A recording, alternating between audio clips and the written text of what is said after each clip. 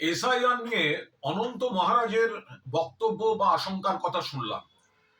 তার মন্তব্যের উপর নতুন করে কিছু বলতে চাই না, কিন্তু সাধারণভাবে সর্বভারতীয় তৃণমূল কংগ্রেস আমরা যেটা বলছি, আমরা তো এই আশঙ্কার কথা বলছি যে এসআইআর এর নাম না উঠলে বিজেপির তাল হচ্ছে সব ডিটেনশন ক্যাম্পে পাঠাবে।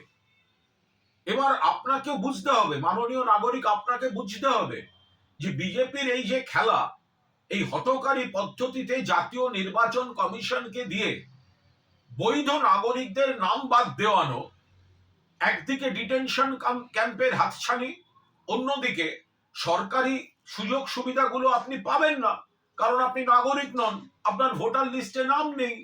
ভবিষ্যতে আপনার শিকড় ধরে টান মারবে এই ভারতীয় জনতা পার্টি। এই বিপদগুলো তো আপনাদের বুঝতে হবে।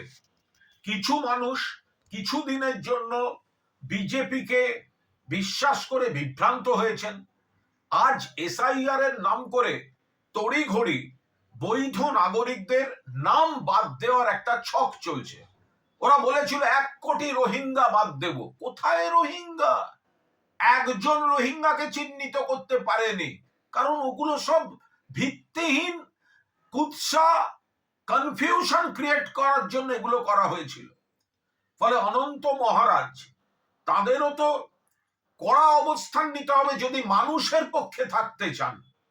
যে বিজেপির এই খেলাটা সাধারণ বৈধ বাংলাভাষীদের,